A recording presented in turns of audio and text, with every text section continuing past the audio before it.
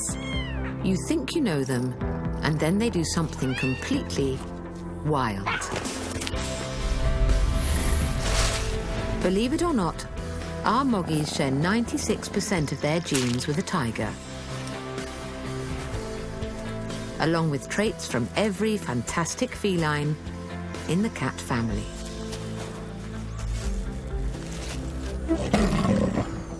So why did one of the world's deadliest predators swap wilderness for suburbia?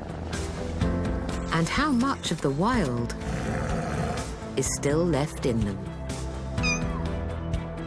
This series explores cats like never before, tracing their epic journey from apex hunter to living room lounger.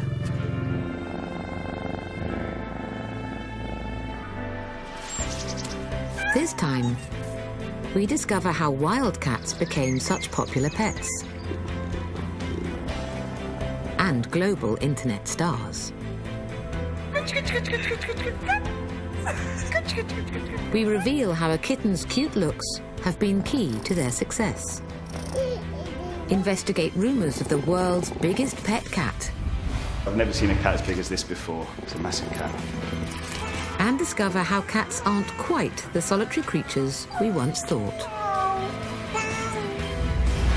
Cats have a story to tell, and it's wilder than you could ever imagine.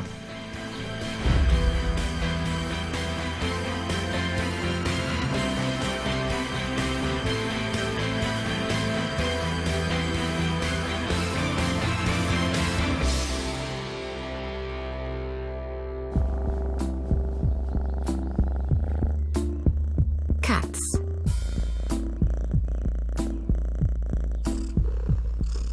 Aloof, but affectionate. Serene,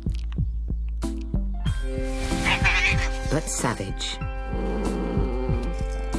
Tame, but supposedly untrainable. That's because, despite living alongside us for thousands of years, they are in many ways still wild animals. And yet, we adore them. Worldwide, there are 3 times more domestic cats than dogs, and they are believed to be the world's most popular pets. To understand how this came about, we need to start at the beginning, with 2 young kittens. Just 1 day old, they are completely dependent on Mum. For the first week of their lives, their world is dark and virtually silent. Their eyes are closed tight, and they are as good as deaf. Just one sense is crucial to their survival: their sense of smell. They sniff out their mother's milk, and each kitten finds its own nipple to feed from.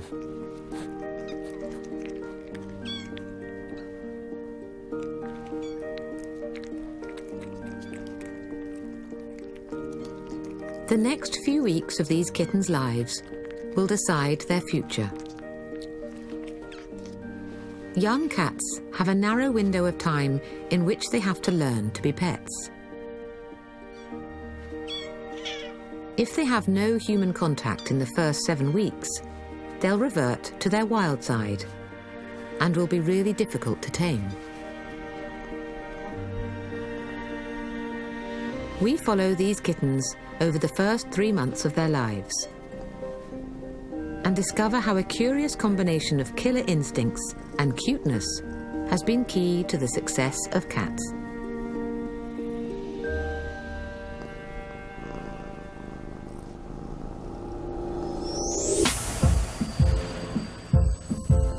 So let's start with the cuteness. Kittens are regularly crowned as the world's most adorable animals.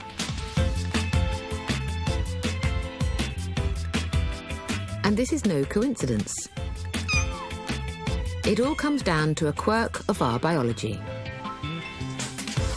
Dr. John Bradshaw is a world expert on domestic cats. Well, there are lots of reasons why we find kittens very cute. Some of it's to do with the fact they're small and vulnerable and furry and they play a lot. But there's some very specific features about their faces too, which trigger some really quite primitive emotions in people. It's known as the cute response. And to show how it works, John has digitally changed an image of a kitten. First of all, we've elongated the snout to make it much more like that of a typical mammal. And you can see already it's lost a lot of its cuteness. And then we've shrunk the eyes down to be, again, much more typical of a mammal's eyes. Now we've basically got an animal which isn't really cute at all. And then you can see, put those features back the way they were, and instantly the cuteness is restored. So why do we find those big eyes and small chin so appealing? Well, it reminds us of someone much closer to us. Babies. They share these same features, and as mammals, we're hardwired to react to this. Both kittens and babies stimulate our brains to release the feel-good hormone, dopamine. The same hormone that's released when we fall in love.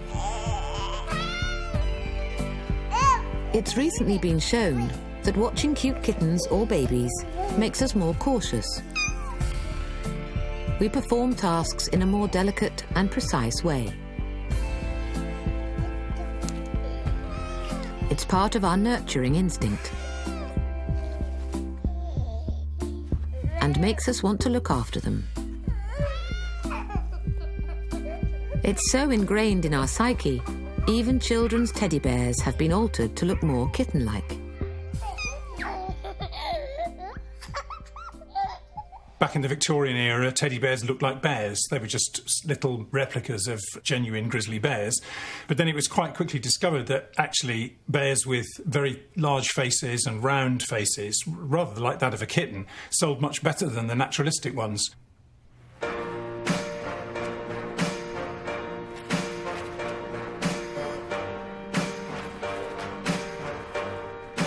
Today, the most striking evidence of the cute response is our love of cats on the internet. We are obsessed with them. In the UK alone, nearly 4 million of us look at images and videos of cats every day.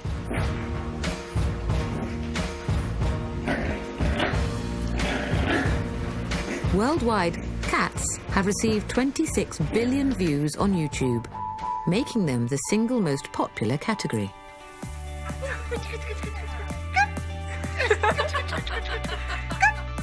But what's behind this feline fascination?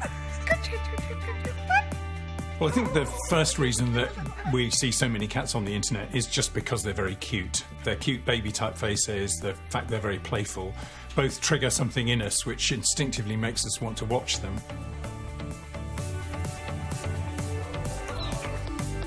But it's not just about being cute.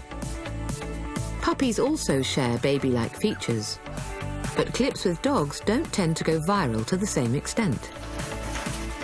Push! Yay, bye-bye! It's thought this comes down to their facial expressions. Dogs are eager to please us, and a complex network of facial muscles makes their expressions easy for us to read. Cats have far fewer facial muscles, so their faces show little expression. It means we can decide if they're happy, grumpy, or just indifferent.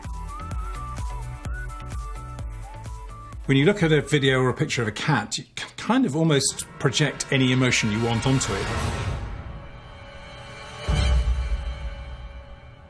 So putting captions onto pictures of cats, the whole lolcats phenomenon, for example, is actually reasonably straightforward. Our love of cute kittens and internet cats may seem trivial, But the primitive emotions that young cats trigger in us was a key part of their journey into our homes. We think that this cute response is part of the story of the cat's domestication. The first part is probably about the cat being a good hunter and people not necessarily reacting very much to this cuteness. But quite soon after cats began to live in our homes, it's inevitable that people would have started to just notice the fact that these are animals which really excite us and make us want to look after them. And so that would have then speeded up the process of domestication. Kittens may have duped us into caring for them, but don't be fooled. We also used cats for their killer instincts.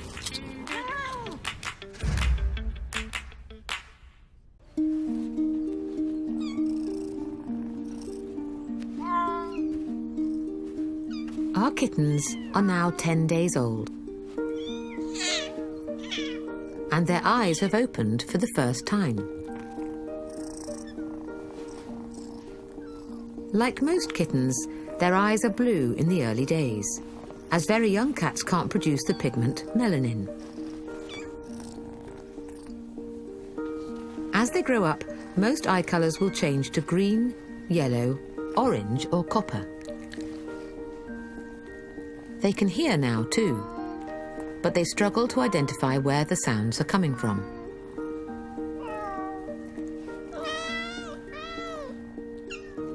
For now, they're completely dependent on Mum. But in the coming weeks, these kittens will develop the skills they need to look after themselves.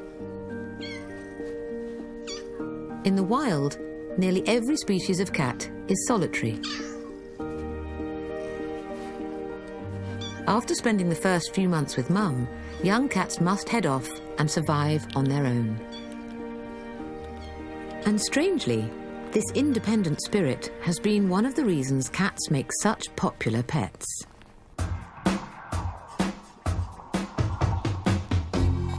There are around 100 million cats in Europe, compared to just 80 million dogs. Dogs tend to be loyal, loving, and biddable. Cats are aloof and self-reliant. They are affectionate if they're in the mood.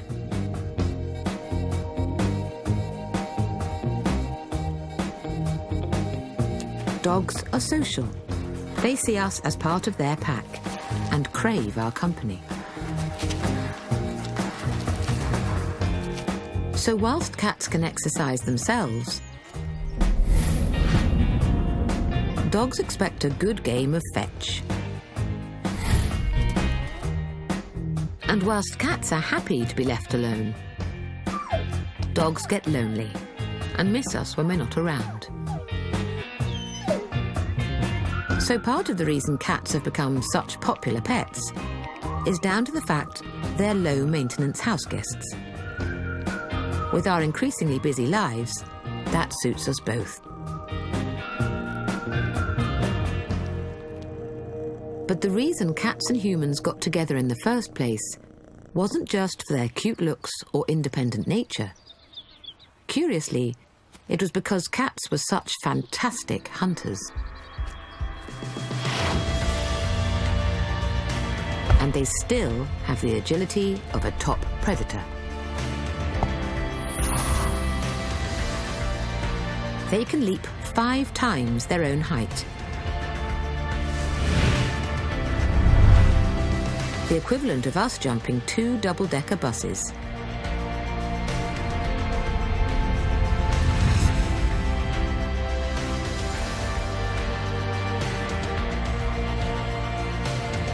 It's a trick they share with their bird-catching African cousin, the serval.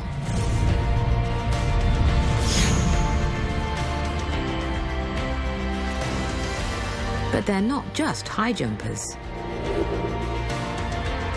Powerful and muscular hind legs mean they can leap 4 times their body length.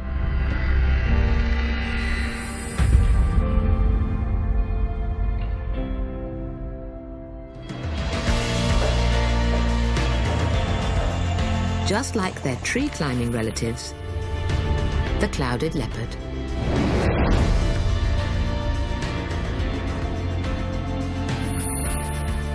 Large muscles and fluid between the joints act as shock absorbers.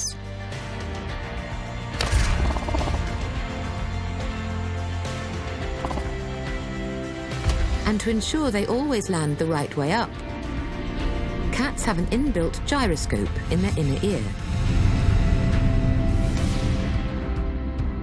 It means they can orientate themselves in mid-air and always land on all fours.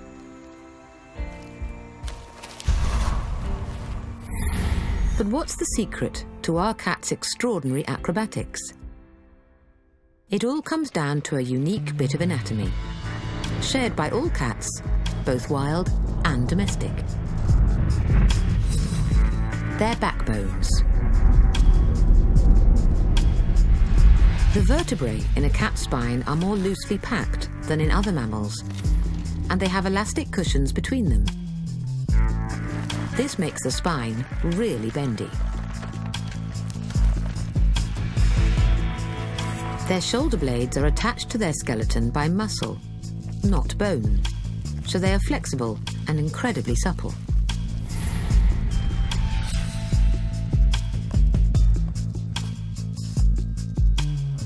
The amazingly flexible spine is one of the things that makes all cats such agile hunters.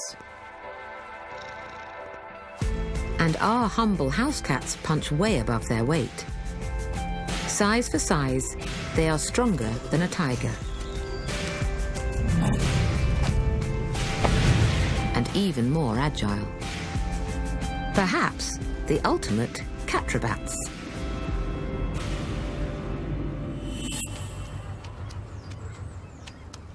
But the cat's hunting ability is not just down to their agility. They also have sensory superpowers. Cats can hear things that we can't. Sounds too high for our ears to detect. And it was their ability to hear one particularly high-pitched sound that first made cats useful to us.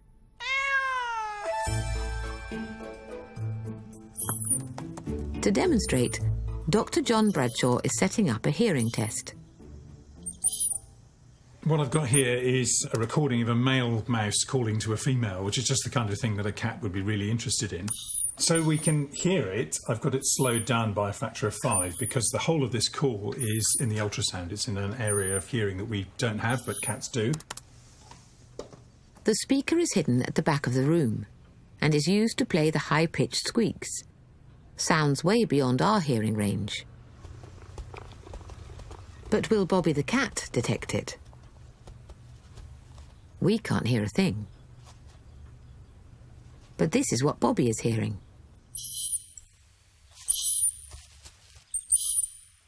High-pitched sounds are really hard to pinpoint.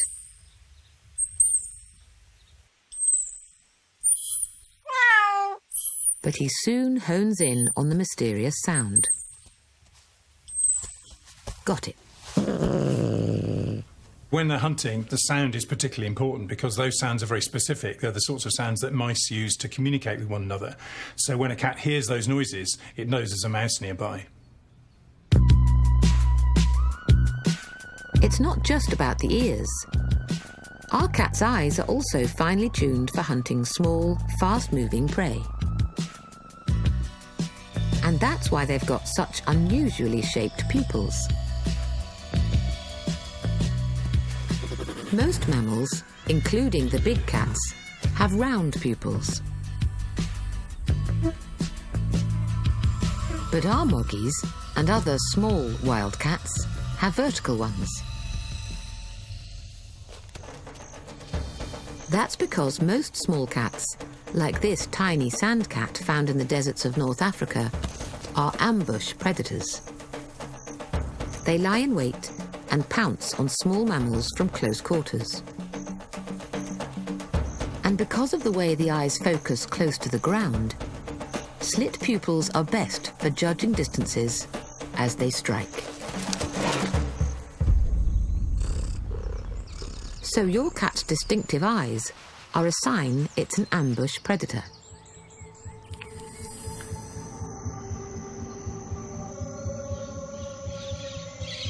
Your pet cat shares another visual trick with their wild cousins. The margay lives high in the jungle canopy in South America and catches its prey in the dark. A mirrored layer in their eyes reflects light back from the retina, maximizing the amount of light the eyes can detect. This eyeshine allows cats to see 6 times better than us in low light.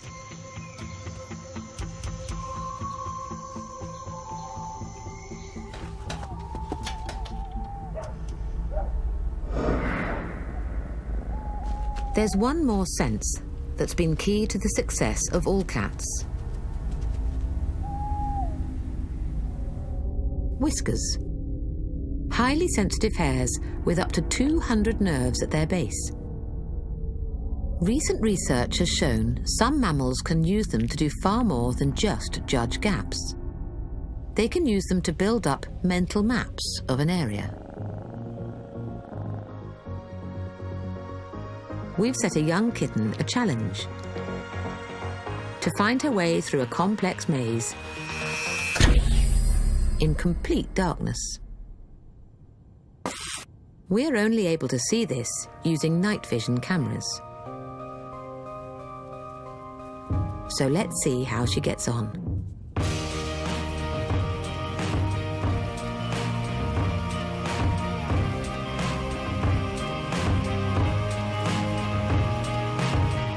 In the pitch black, she uses her whiskers to find the gaps.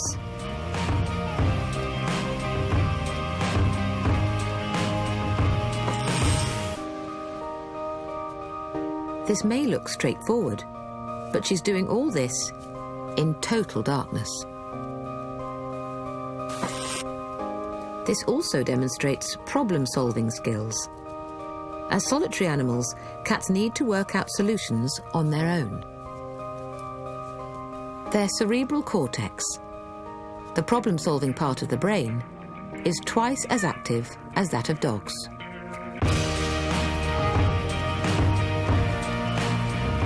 So in this sort of challenge, cats do better than dogs.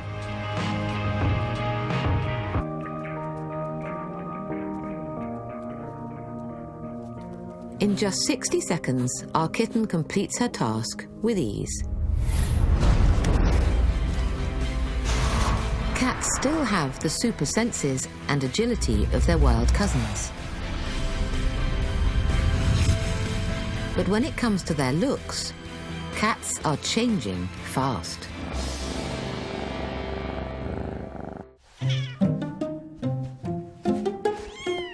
Our kittens are now 4 weeks old and finding their feet. This is the age of exploration, and things don't always go according to plan.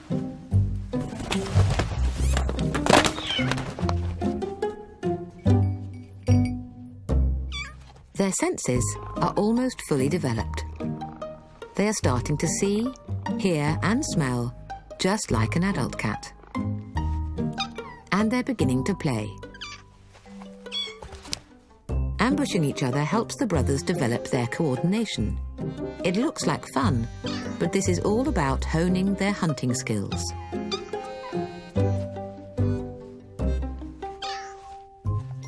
It's this bizarre combination of cuteness and killer instincts that was the key to humans and cats coming together in the first place.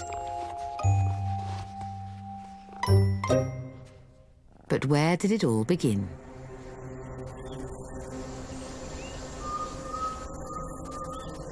The cat's journey started 11 million years ago in the jungles of Southeast Asia.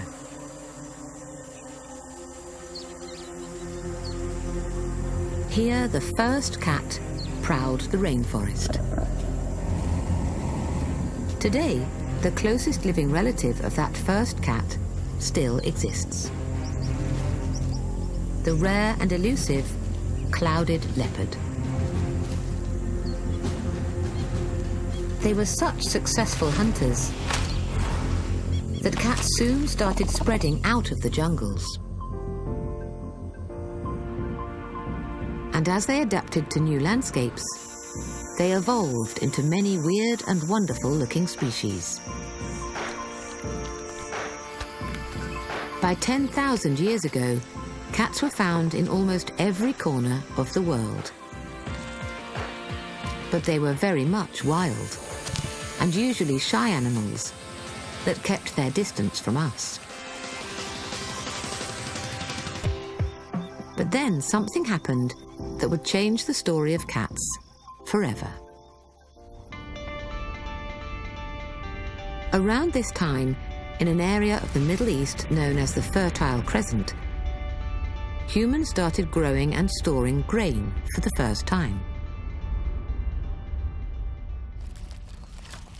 And that attracted hordes of hungry house mice to our villages.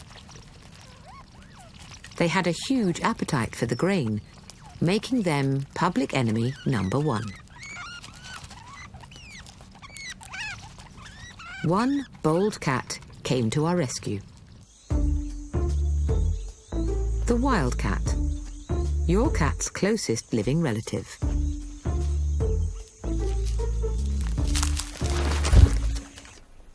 He stands about knee height and has a slightly bigger body than your average moggy. To catch the mice, a few bold wildcats moved closer to our villages, and over time, these wild hunters gradually became tamer and tamer.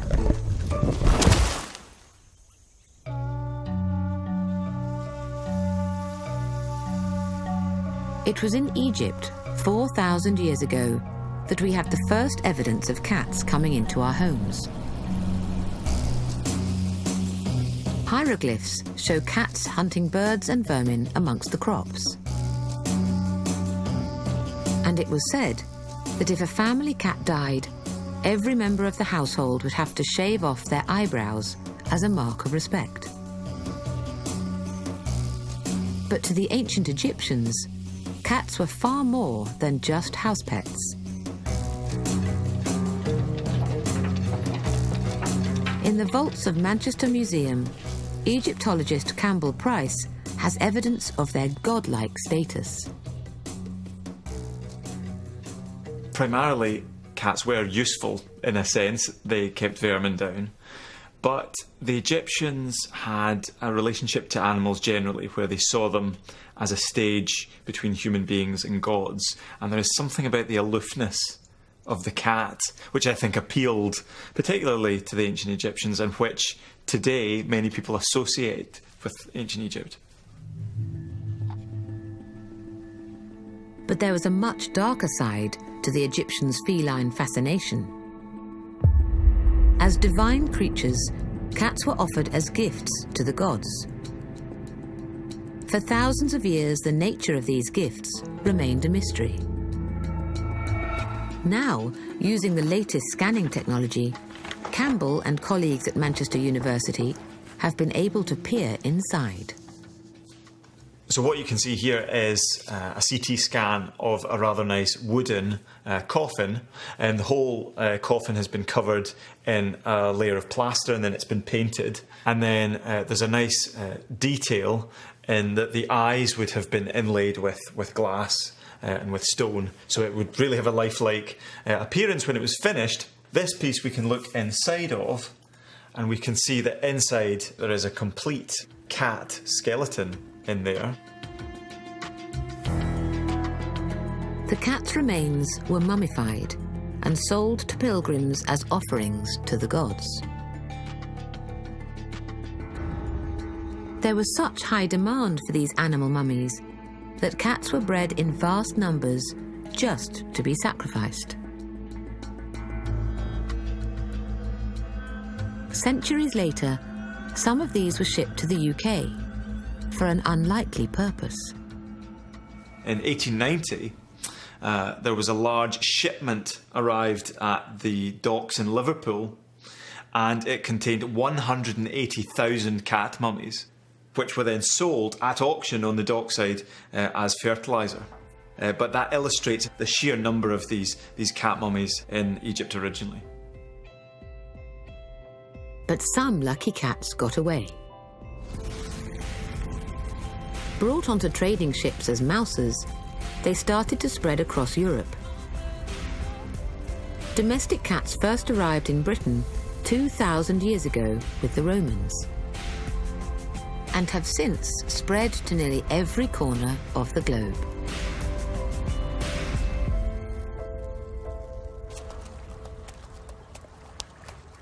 Today, there are 600 million domestic cats in the world, making them by far the most successful of all the 37 different species of cat.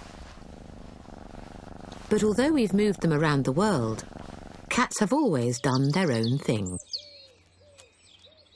Because our only use for them was as hunters, something they do quite naturally, we've never bred them for a particular purpose. That's certainly not the case with their canine counterparts. Dogs have been domesticated 3 times longer, some 30,000 years. And we've bred them for really specific purposes.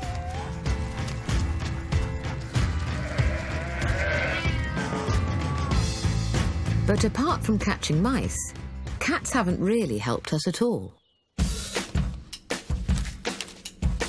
In fact, we've only started breeding cats in the last 200 years, and purely for their looks. On today's catwalk, there's an array of fantastic-looking models. Bengal cats were originally hybrids of the domestic cat and a wild cat called the Asian leopard cat. They were bred for their exotic coats.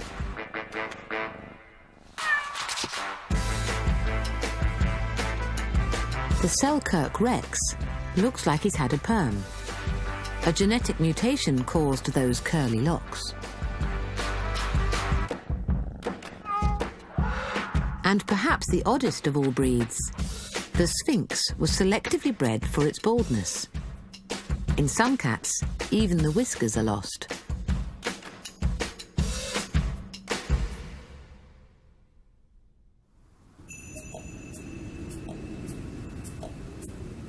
But the oldest breed of domestic cat is today perhaps the most famous of all. Its story began in the far-flung reaches of Southeast Asia. The Siamese cat.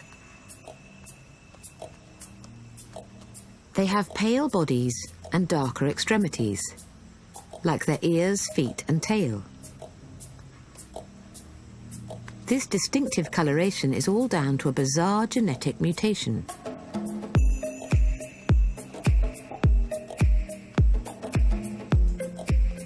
Only the fur on the cooler parts of the body produce any colour pigment. It means their warm bodies are white, but the cooler extremities, like the ears, are black. The same mutation made their eyes an azure blue.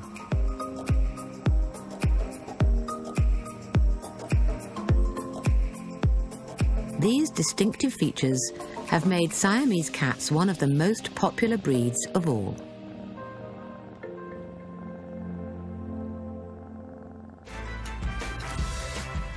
Today, our quest for ever more exotic-looking cats has created more than 40 weird and wonderful breeds. But it's not just the cat's looks we're changing. These supposedly solitary creatures are ganging up.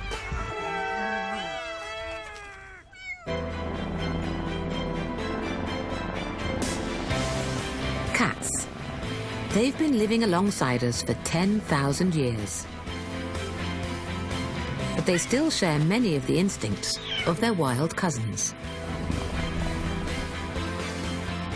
And one of the most fundamental things about cats is that they are solitary. Or so we thought. On an island off the coast of southern Japan, something really strange is happening.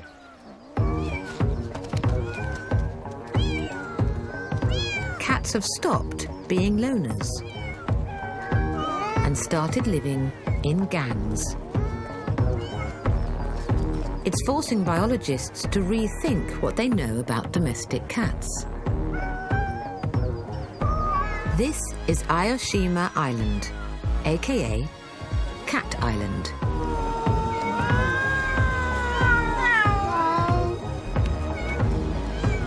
Here, cats outnumber people 6 to 1.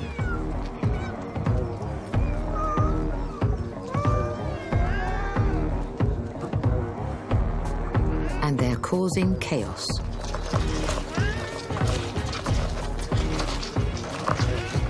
The few people left on the island have to lock their doors to stop would-be cat burglars. And then there are the cat fights. Their pained cries echo around the island.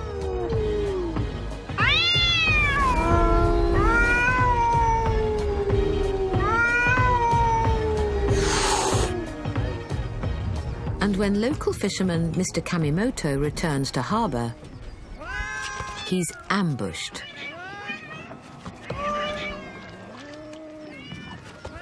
There are no prizes for guessing what they're after. Cats were first brought to the island when a plague of mice were destroying the fishermen's nets. ネズミ対策で猫が必要。だからこれが今はこういう状態になったので。The cats were so good at catching mice, they soon solved the fishermen's problems. But they were breeding so quickly, the locals now had another problem on their hands: a plague of cats. 非常に困ります。私は1匹か2匹でいいのに、あんなに来られると、そのための餌を持って帰らないといけない。It's all those fish dinners from Mr. Kamimoto and the other fishermen that explains why these cats ganged up. When there's lots of food around in a small area, cats can forego their solitary nature and learn to live alongside each other. It's altered their behaviour in other ways too. Just like lions, female cats here share the nursing and care of each other's kittens. It's changed the way biologists think of cats. Previously, it was thought lions were the only truly social cat. But given the right conditions, it seems domestic cats can be too.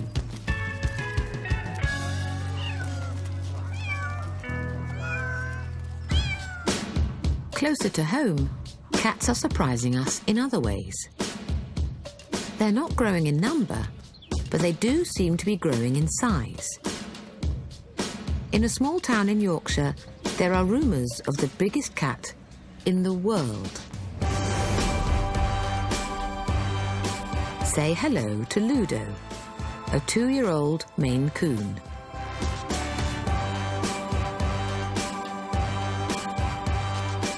Ever since he was a kitten, his owner Kelsey has known he was bigger than your average cat. We were keeping a record as he grew of what his weight and everything was, and we checked his sizing against all the others for their age. Say at 3 months old, he was more like the size of a 5-month-old.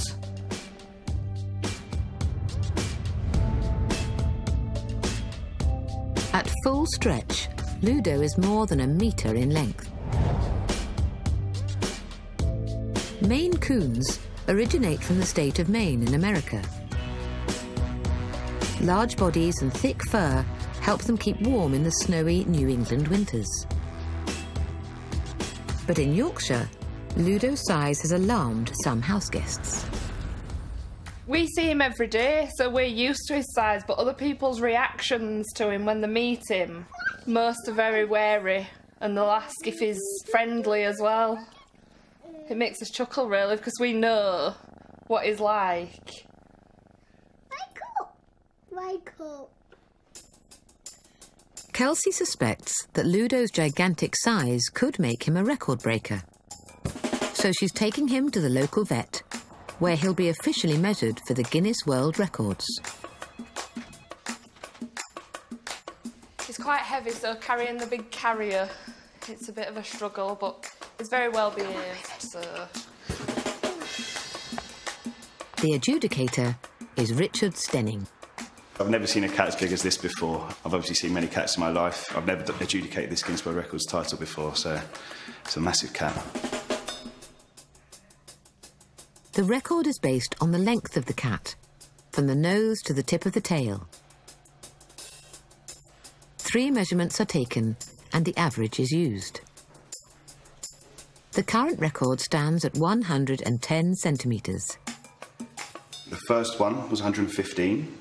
So looking good. And then the second 2 were 120. So the average of those 3 is 118.3 centimetres. So congratulations on your Guinness World Records title. Well done. Whilst we may be shaping cats by breeding features we like, there's one instinct cats find hard to shake off.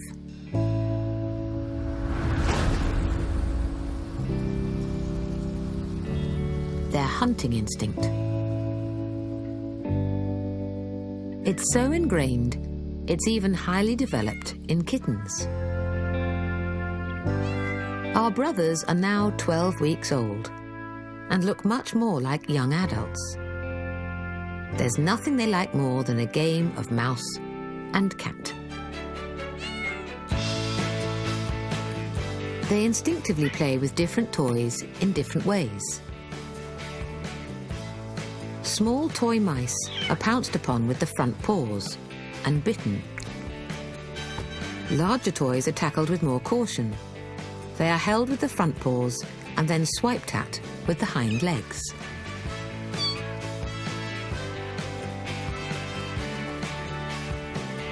It mimics natural hunting behaviour. Larger prey, like a rat, could injure them. So cats instinctively know to keep them away from their head. But these kittens' wild side has been somewhat tamed. In their first few weeks, they've had lots of love and attention. Without any contact with people, they could have reverted to their wilder form and turned feral. But because they've had lots of cuddles, they'll grow up to accept us and be well-rounded pets. Will our house pets ever shake off this wilder side? Cat expert Dr. John Bradshaw believes they may be slowly changing. Well, I think the cat is almost something of a paradox. It's an animal which we domesticated for a very specific reason, which was to hunt for us, and because of that we retained its intrinsic wildness all the way through domestication in a way that we haven't done with any other domestic animal. But now, our demands on the cat are changing. Cats are really only part of the way down the road to domestication. Suddenly, in the last 20 or 30 years, we've decided that we don't want our cats to go hunting all the time. I suspect that is gradually going to be bred out of them over the next few decades or centuries. The cat will be able to change into an animal which is much more suited to urban living, particularly. The cat's journey into our homes has been an epic one, spanning 11 million years.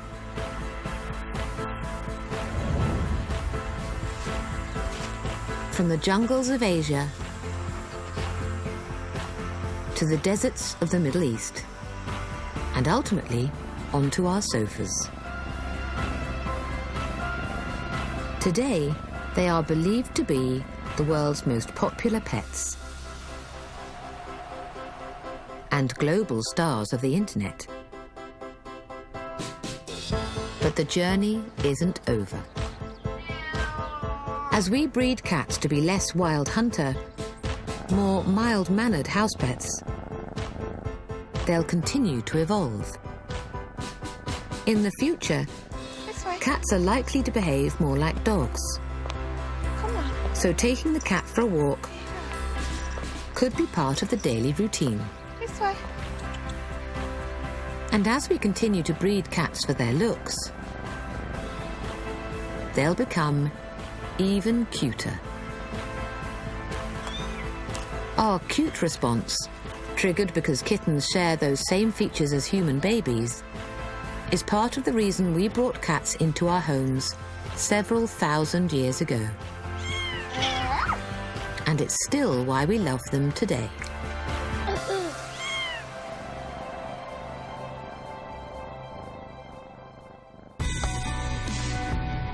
Next time, we meet the feline mythbusters. The rarest and most bizarre cats of all. We reveal the secrets they share with our pet moggies that help them conquer the harshest landscapes on the planet. These are the cats that break all the rules. Will love conquer money? Frank and Mary hope so in Dr. Thorne, from the creator of Downton Abbey. Our brand new drama is next tonight. While tomorrow, Davina McCall is where temperatures can drop to minus 40 degrees in the Arctic Circle for a taste of life at the extreme at night.